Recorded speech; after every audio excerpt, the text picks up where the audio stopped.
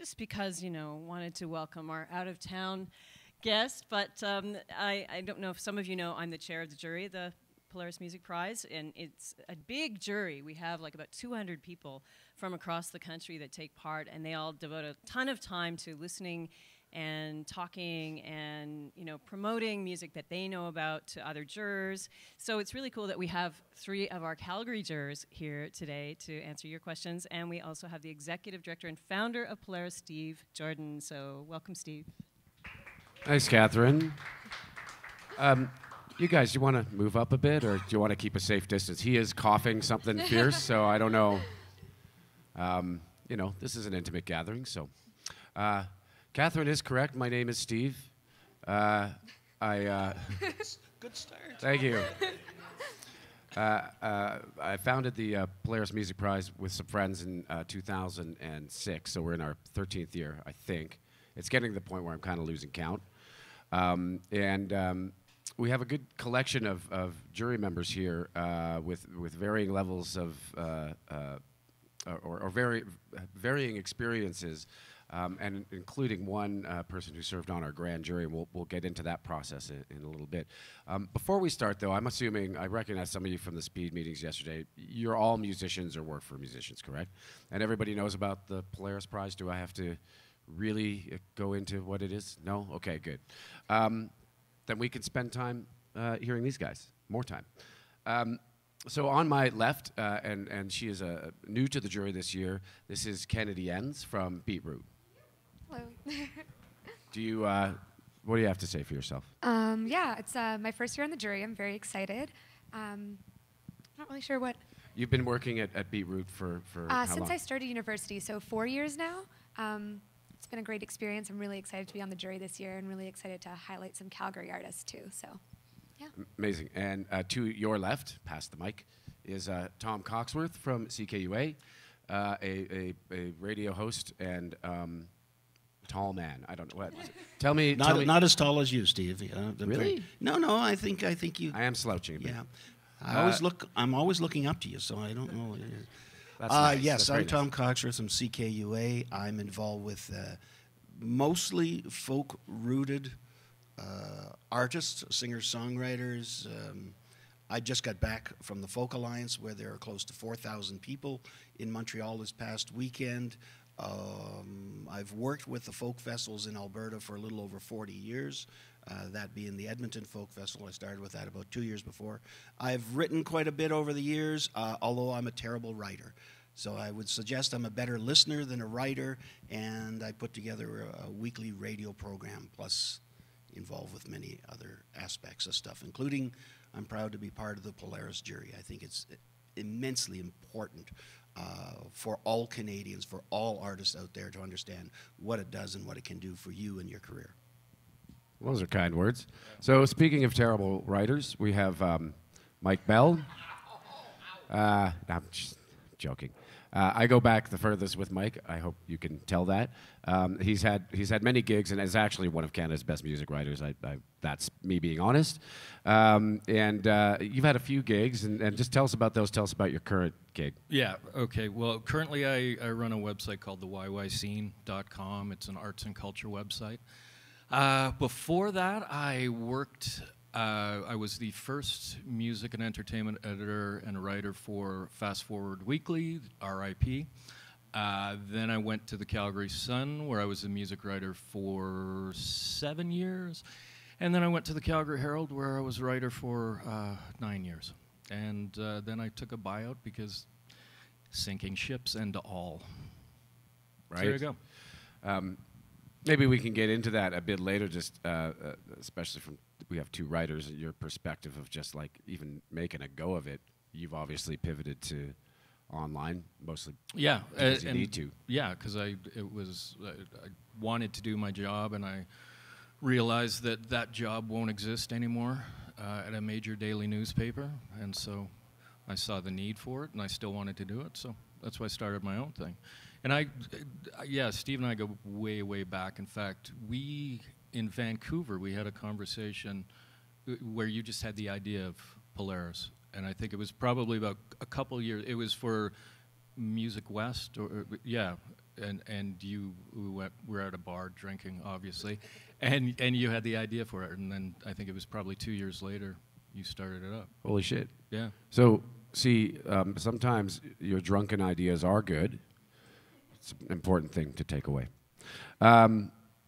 Let me start with, because Polaris, it's at its heart, it's kind of designed to be a filter of filters, right? So everyone you see up here does some music filtering in their own way. They listen to a bunch of stuff, they decide what they think is worth covering, and then they push that onto their various publics. And the idea is that once you get to our lists, you know that it's gone through a fairly rigorous process, or at least a considered process, and even if you end up still not liking what we pick, you can then question the taste of a bunch of different people on our jury. But the idea is that to hopefully turn you on to something that you may not have discovered yourself. And when I say you, I don't necessarily mean the musicians you're all musicians here now, I guess. You're already hopefully turned on to what's happening and current in music. Our target audience is people who are super engaged, don't have time to be like going to Pitchfork every day, or they may have a CKUA listening habit, but may not actually have time to go through Beatroot to your website. So this is just sort of like a big shining beacon going, this is what's good. So I want to ask you guys. When you started to like really get turned on by music, what were your trusted sources? Let's start with you, Kennedy. Okay. I'm a big fan of Twitter. I got a lot of my music sources. The Grey Estates is, I think, a great small indie publication, and Fluff, PHLUFF, are two that I religiously follow. They pick up really great. Should I talk louder? Sorry. They pick up really great small artists from across Canada and the States, and really great touring bands, and they seem to really care about the artists, and that's what I've loved most, is really going to the sites that aren't really run for money but are run because people are passionate about them.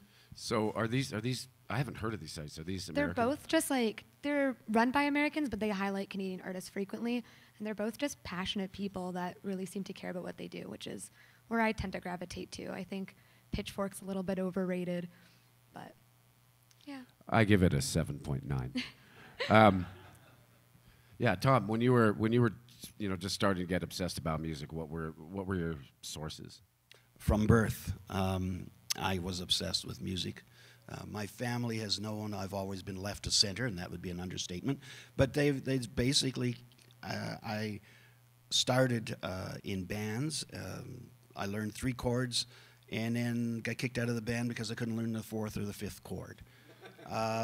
But what happened about 1969 is all my bandmates, my friends, my associates would ask me to help them create songs.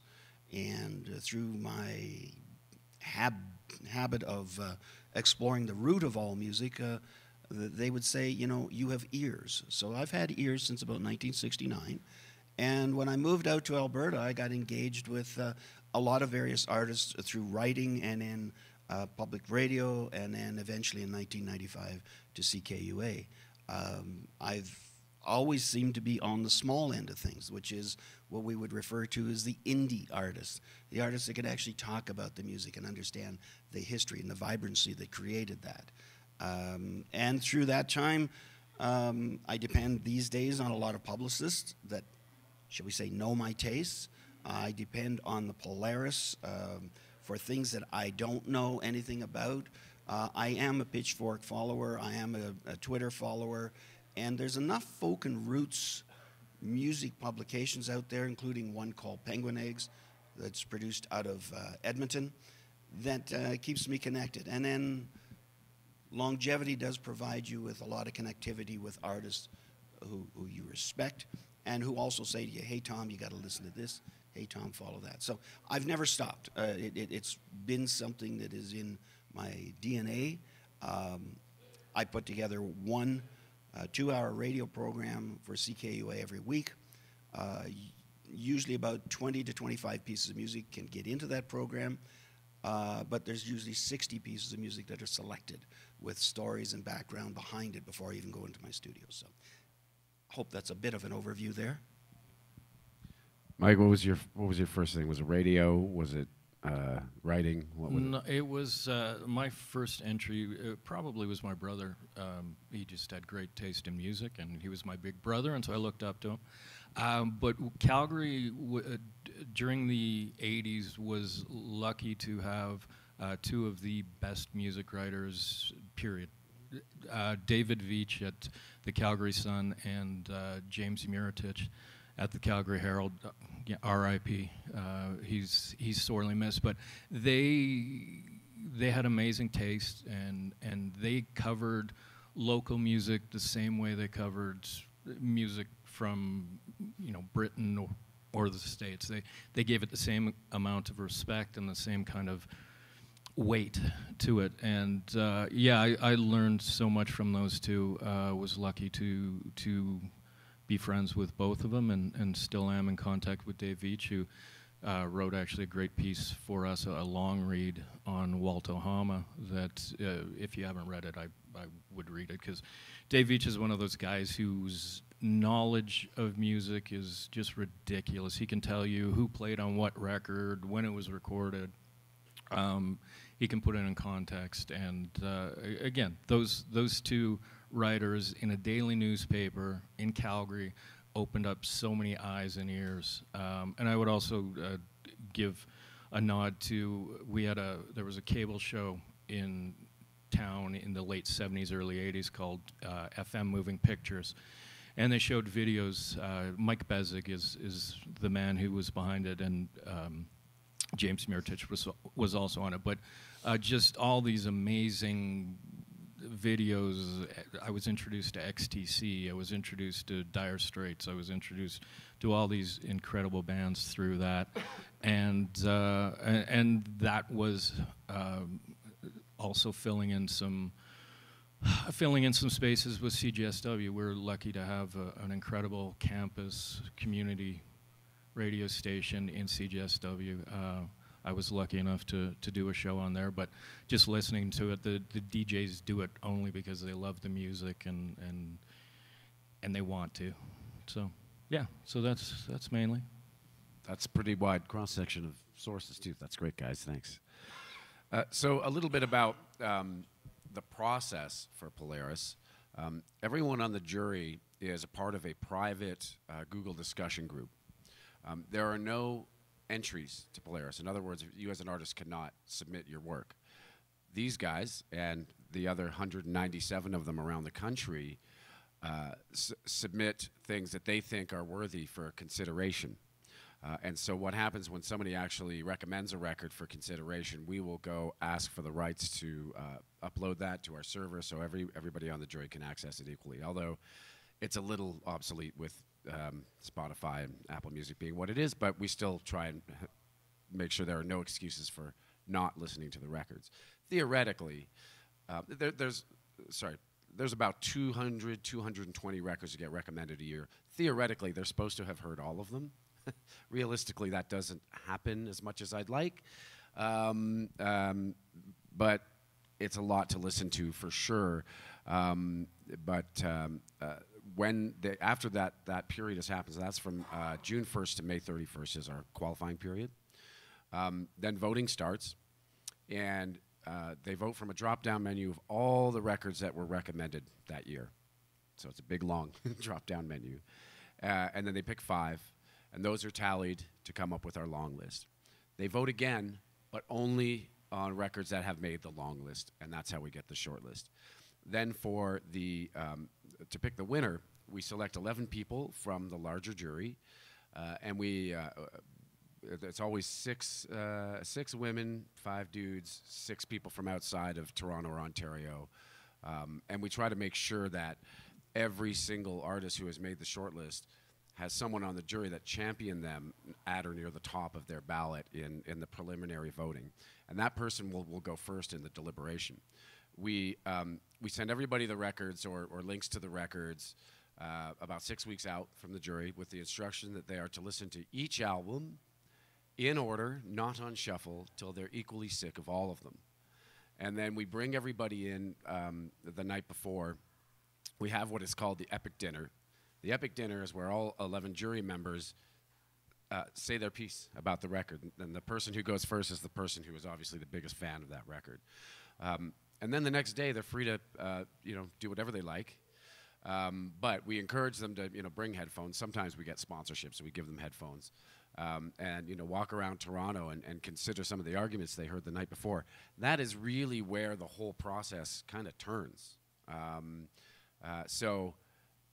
Whereas when the scoring comes in, and you have the record that scored number 1 and the record scored number 10, we don't have standings, right? We present them all as equals. But that record that's at number 1 is not necessarily going to run away with it, because once everybody has been eyeball to eyeball and hearing each other's arguments, it can shift things. And so then the next night during the gala, they meet, immediately vote off the bottom 5, discuss the remaining 5, vote off 2 more, pick the winner of the 3, and then that's the winner. They don't know who of the 3 has won. We do that to prevent leaks, mostly. But then we had one time in our history we've had to go to a tiebreaker, which is why we have 11 jury members. So that's kind of how the process works. So leading into my question for you guys, what qualities do you look for when you're filling out that ballot? What to you is what are some of the elements in a perfect Polaris record? I'll start with you, Mike, because you got the mic. Mike. Okay. You know what? I look for an album that I'll go back to. That to me is one 5 years down the road, 10 years down the road, 20 years down the road. It's still going to be part of my playlist, and it just means something to me. The one year I was on the jury, I was championing Kathleen Edwards' record. That was the year you were on the grand jury, correct? And that again, that album I still go back to, and I'm still heartbroken it didn't win. That was the year actually Caribou won, and that record to me is one I consider timeless. So. So what year was it? 2008, I think. Oh Jesus. Yeah, very good. Moving on. Yeah. Tom, were you on a grand jury one year? I seem to remember. I was on the grand jury 1 year. I believe it was Arcade Fire, Calgary band Braids, which is one that I was champion. Ron Sexsmith was on there. And part of that process of listening deeply beyond just the surface of what you like or don't like is trying to get in touch with the artist. And our knockdown, drag-out fight, beer-swilling, wine-throwing first night was enlightening to me, because I think the gentleman from Hamilton was a big Colin Stinson fan. And not only was I already moving over towards that side, but this is what Polaris allows, is that an artist like Colin Stinson, an evocative saxophone player of jazz orientation or somewhere beyond, something I wouldn't normally spend time with, and quite honestly had dismissed until I understood the art. So I became a fan. For me, it is about getting deep into the music. There are a lot of albums to listen to, and I do a fair bit of deep diving on the various lists. I will say some of the artists that have won are not artists I would have selected. Having said that, I can appreciate them for the art. Also, artists like Buffy Sainte-Marie and Tanya Tagaq have won Polaris Awards. And to me, that's what art is all about, a full commitment to the art and the art of being the individual that they are. So I listen. I'm not a big fan of electronic music, even though I spent last Saturday listening to Brian Eno, and I am a Gary Newman fan. Having said that, that's been done. So when I listen to that, I look for encouragement from the various people that are talking behind the scenes on, oh, this is really good. Well, why is that really good? And I'll end up listening to it, and I'll end up trying to understand whether it's going to get my vote. I've already got one in there right now. I think I suggested a second one, which nobody picked up on. Having said that, that's the democracy of Polaris, and that's what works for me. So, Kennedy, what's your... To quote RuPaul, charisma, uniqueness, nerve, and talent. I really want something that only you can produce. I think if you look back at previous nominees like Tanya Tagaq, Kay Trinata, Partner, those are albums that only they could produce. There's a lot of individuality in them. There's a lot of a unique point of view that really, be it like guitar rock or anything else, throat singing, like it has to be something that you're passionate about, and I think that has to come through your music. And if you are passionate, it's really easy to tell. So That's a great delineator right there. Yeah. Only they can be them. Yep. I should add, we get asked this question sometimes, like, what is the criteria? And on purpose, there is none. The criteria is whatever these people as individuals think is important. And as you've just heard, mostly it's just like, you know, what hits you in the gut. But we don't have like marks for production or lyrics or vocal performance. It's not like that at all. And interesting things come out of that process, because for some people, you know, it's records that are futuristic, or like, this is the future, no one else is doing this. For others, it's like a really amazing homage to the past, that a past that people have forgotten about, in its own individual way. The Jeremy Dutcher record that won last year was, you know, unearthing cylinder recordings from the 20s. So on purpose, we do not guide what the criteria is, other than to say, here's the length that you're allowed to consider, and here's the release period, and here's our definition of whether you're Canadian or not, and that's about it. So let's talk a little bit about the process, which I explained a few minutes ago. Do you keep a list of like 40, like this is going to be on my ballot, and then kind of narrow that down? Or is it just like when the ballot comes up, you're like, you go to your iTunes or whatever, and look at your play counts? I do a lot of printing off of pieces of paper and follow up. I do deep dives into the lists and the things that people have recommended. Usually my own research, while the Polaris website is pretty good, I do use Spotify. If it's on there, I follow that. But there are things, I will admit, and I have been corrected, like the Colin Stinson, where I dismiss very quickly. I go, oh, I'm not there. I don't understand it. I'm not part of that. And there are other things that I've not heard before that I just start to listen deeply, deeply, deeply to what the artist is doing. And again, it's about the uniqueness of that artist. Back to Tanya Tagaq. I just saw her doing the speech last weekend at the Folk Alliance. And she incorporated not only her book, but her throat singing and her very stylistic way of presenting things as answer to questions. To me, that's just so far out there and brilliant as an artist. There's no way that she shouldn't have won when she won. And this is the greatest thing about that. And having known some of the people that work with her, it makes it, to me, that much different and important. So I'm always creating lists. I'm always listening to Spotify. I'm always auditioning things, especially looking at Alberta artists as well. Are they going to fit? Can I promote them? But at the end of the day, all artists have to be able to get to that top 10 and hopefully get to that #1 spot. Anyone with anything to add to the process? Or should we move on? No, not really. I'm the same. I have my favorites, and then I go back to the list and go through and click through. And, you know, usually, you know, I hate to say it, but usually you know 2 or 3 songs in whether, yeah, and then you move on. So Kennedy, you haven't actually gone through the process yet, but how's it been the last, it's been 3 weeks you've been on the journey. Yeah. 3 weeks in, it's great. I've been having a great time. My favorite part about the Google group is just you get to hear why people care so much, and like no one's recommending an album that they only feel mediocre or they're only like kind of interested in. Everyone that's representing an artist is representing them because they care, and I think that's been my favorite part.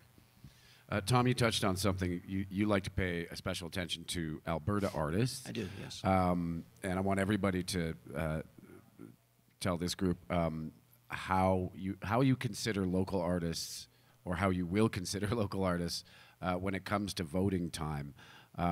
Is, you know, do you have a slot that goes to a Calgary artist no matter what, or do they have to basically, you know, stand up? They really. I sit on a number of juries, not only the Polaris. And the artists have to stand up. No matter how much I love your music locally, I produce a local radio program, and not that there's a lot of kindness, but there's some understanding for what a local artist will do.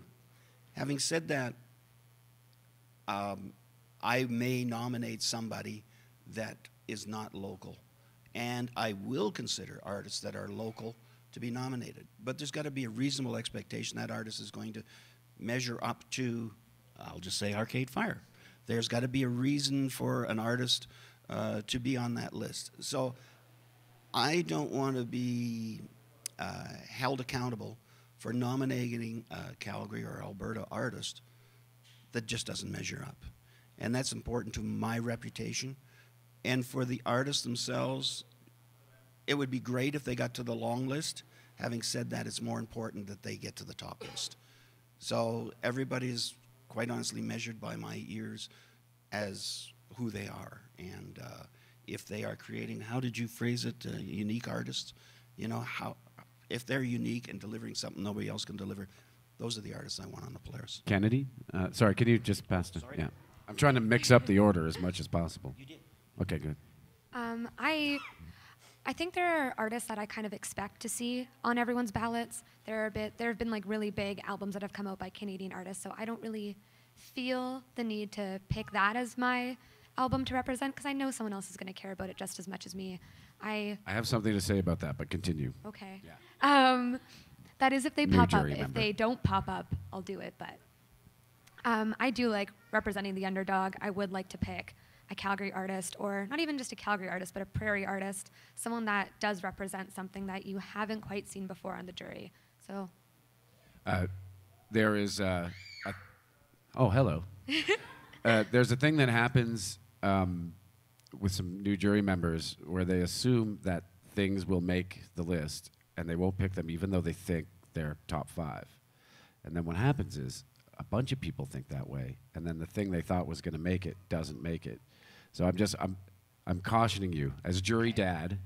I'm cautioning you that if you go too far that way and then like something doesn't make it, oh, I thought that would have made it, so I didn't pick it. So it's something you have to consider. I'm not saying you're wrong or you're right. It's just something to consider. Mike, what about your?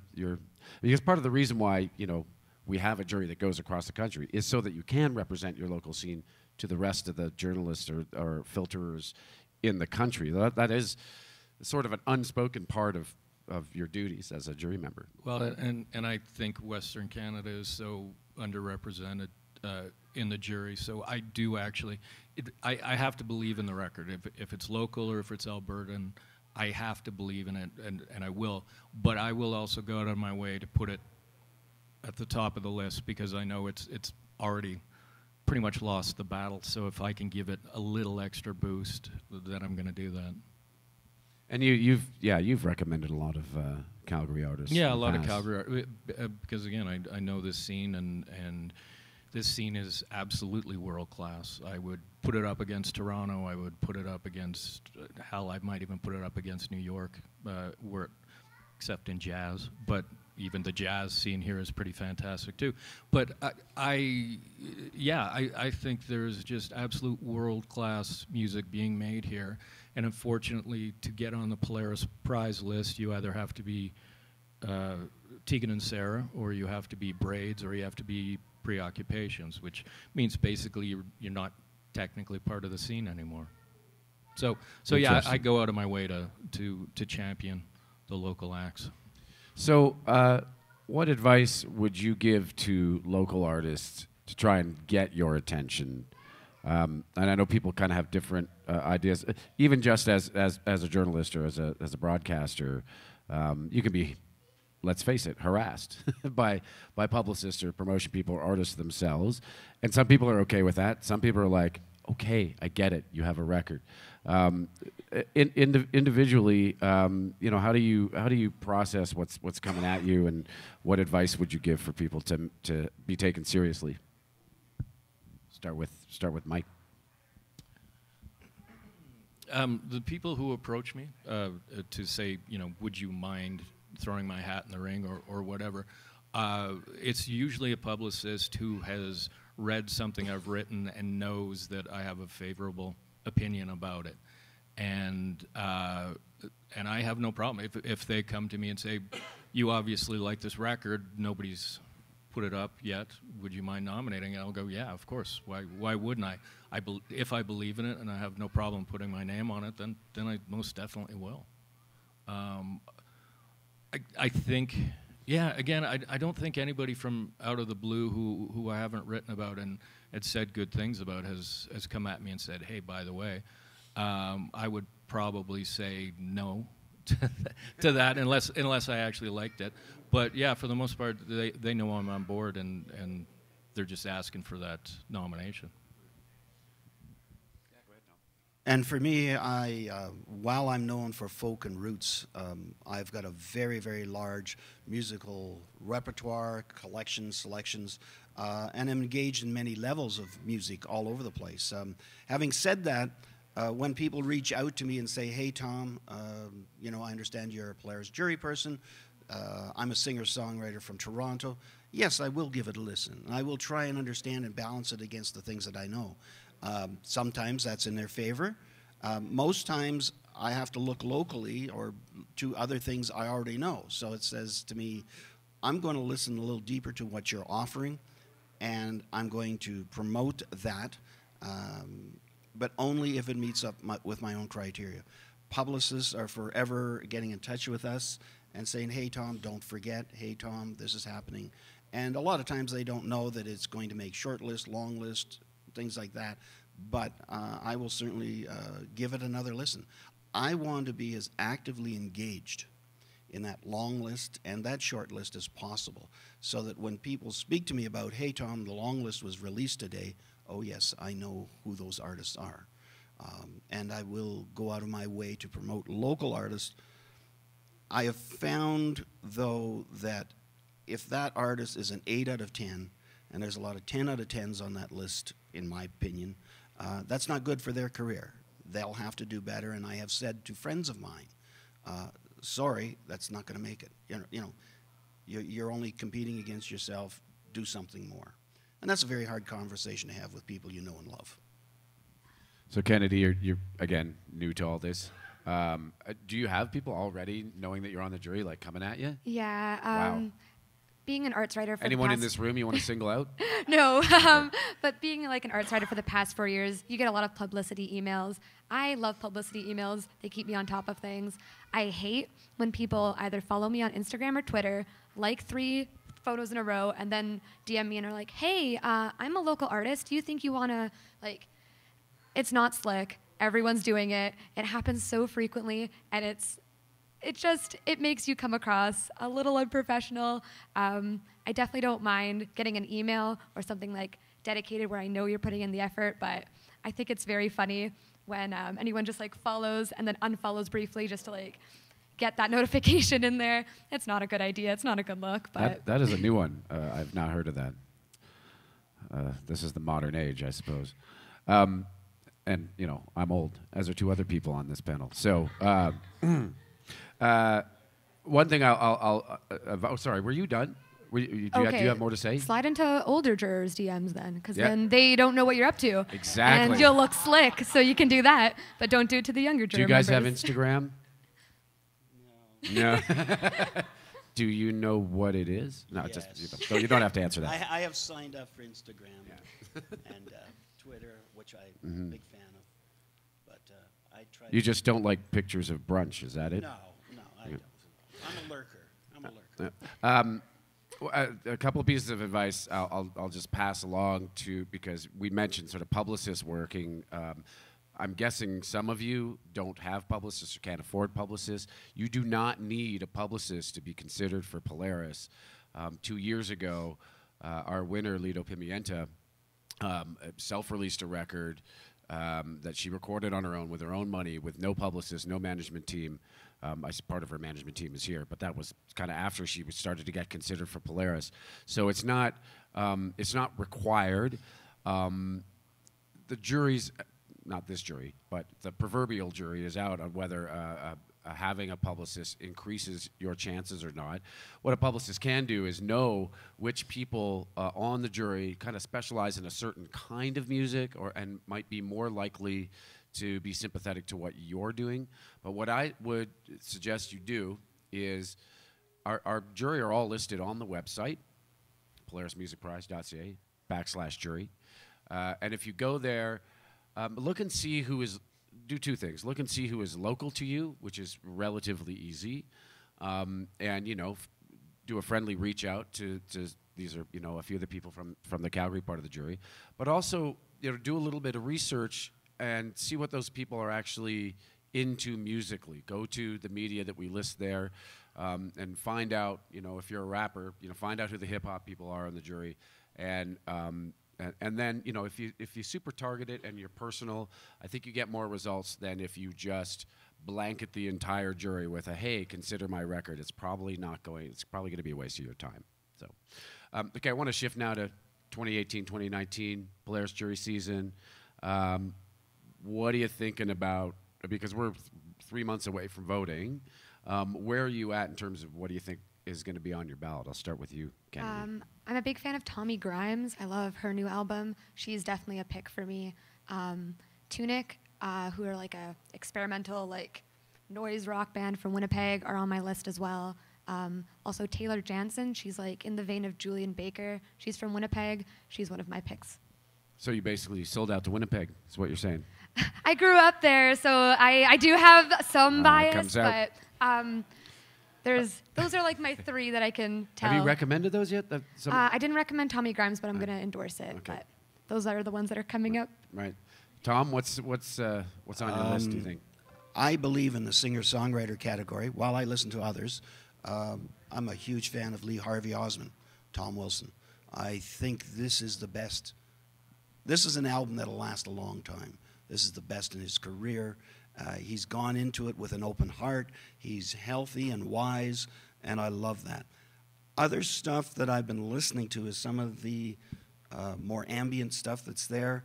But I have two other nominations. One I'll probably submit by the end of today that I'm a big fan of, so I won't mention those two right now. So for me, that's where I'm headed. If you're a good singer-songwriter, also, I haven't listened enough to any Quebec rock because the Quebec rock bands are brilliant. So those are the ones that are some of my favorites. No, I don't speak French, but I think they just have a great way into the music. Mike Bell? I have no idea. Really? No, I Zero idea? Okay, the one that, and it's not even out yet. It will be released late, I think, in March. And so when it is, I will recommend it. It's local band 36. I think 36? 36. Yeah. It's 3-6 and a question mark. Oh, they've been recommended previously, right? That seems familiar. You know to what? me. I may have Probably with by that you. album. Yeah, probably when it was out, and it was like 4 years ago or 5 years ago.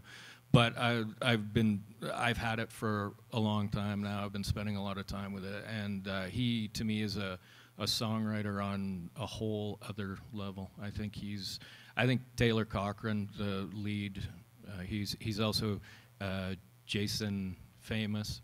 I think he's writing on a whole different level, and I love that band. And so the second that drops, I will be recommending that.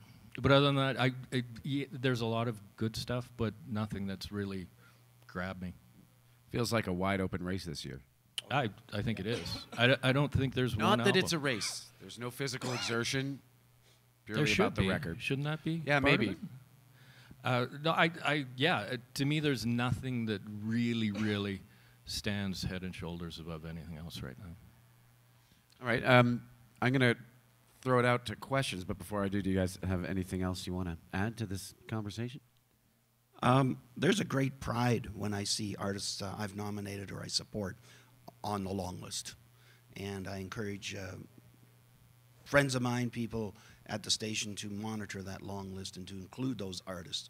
I think that's important because these people have struggled to get to that point out of a list of 200, possibly 300 albums.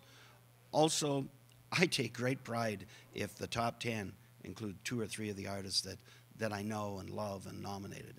It's just kind of, I'm following along and I'm doing what I should be doing to support. And I've always referred to them as the indie artists, but some major artists win the prizes as well. Having said that, it's just a great event to be involved with and to know that my ears are still relevant in some way, shape, or form. Nothing to add? I don't think so. Reach out, honestly, if you are interested in working together and talking about the prize or anything like that. I'm all ears. I'd be happy to hear from like Calgary artists. So please feel free. All right, I'll open it up. Does anyone? Do we answer any possible question you could have had? I don't believe that. Anybody have something they want to ask? A comment? A complaint? Brent, for instance?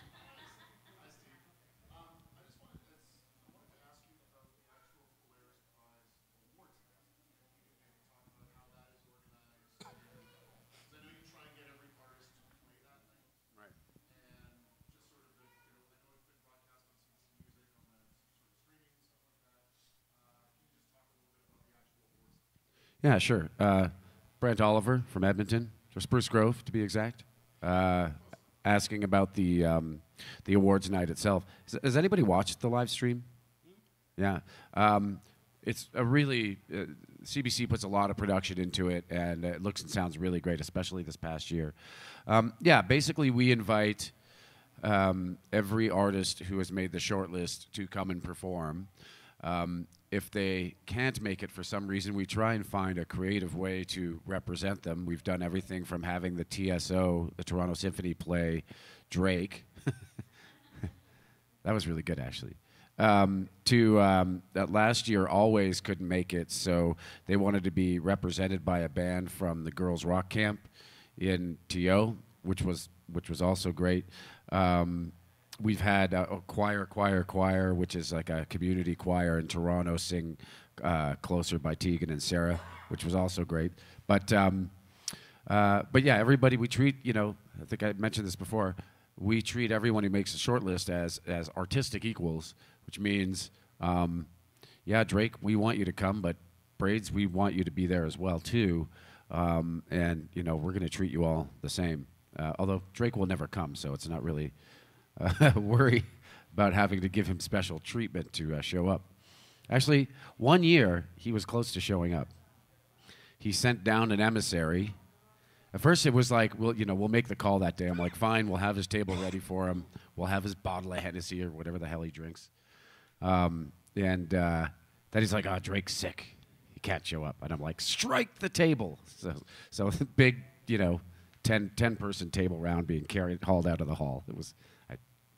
on purpose wanted to make a big show of it. What's going on? Drake's not coming, And then about 2 hours later, his lawyer, who's a friend of mine, shows up. I'm like, what are you doing here? He's like, well, he thinks he might want to come now. I'm here to take pictures. So he took some pictures, and I'm like, we struck his table. It's like, that's okay. He'll just come and hang out. And I just have my production guy, I don't know, get him his bottle, do his stand-up, cruiser round or whatever, and I don't want to deal with this. He never did show up. That's the end of that story. But yeah, so, and what we try to do with the performances, or with all the artists who are performing, is we say, we want this to be musically special for you. So we're not going to have the budget to have, trapeze artists and pyro and all sorts of nonsense that you see on some of the bigger award shows. But the environment we can provide is highly musical. So if you want to do something, we'll look at helping support that, and that includes everything from getting the local orchestra to come and support. In U.S. Girls' case last year, I highly recommend watching this performance. She came back to us and said she wanted to do a cappella versions with at least 10 people for each of the songs that she was going to perform. And I don't know if you're familiar with the U.S. Girls album, but it's really hard to extrapolate an a cappella performance from any of those songs. And she, and her whole group just nailed it. It was amazing. So, yeah, I think hopefully we have a reputation for having unusual and kind of groundbreaking musical performances on the show, because that's the kind of thing we're trying to cultivate there. Does that answer your question? Thank you for giving me the opportunity to plug our gala. Anybody? No, there's some burning questions. Yeah, sure. Yeah, so it is an album prize. That is what we're honoring. However, we have a very lenient attitude towards EPs because we do feel like they're or our jury feels, well, some of our jury feels like they're full artistic expressions. So I believe the minimum is 5 songs in 20 minutes. That said, there are still some people on the jury, even though those records are allowed, they still don't consider them to be full work. So you might have your you might have your work cut out for you if you do release an EP and it does get considered by the jury. Just wanted to add that publicity is very important. We've already spoke about that. But the publicity of me promoting something and having the other jurors say, oh, I don't know what that guy's on about, but I'll give a listen to this. That is the best promotion an artist could ever have, is somebody says, hey, I'm raising my hand, I'm saying, look at this. And then let's say half of the jurors say, okay, I'm going to listen to this singer-songwriter, I'm going to listen to this rock band from Quebec. You don't get better than that because you're changing attitudes and you're reshaping what the jury is listening and looking for. And that little bit of promotion, if that artist is around 2 years, 5 years, 10 years from now, will pay off. So I think that's incredibly important to get on any of these lists, awards, just to be recognized that you're an artist. It's a marathon run. It's not a short race. That's it? No other burning question? We'll be hanging around a bit if you want to go one-on-one with any of us.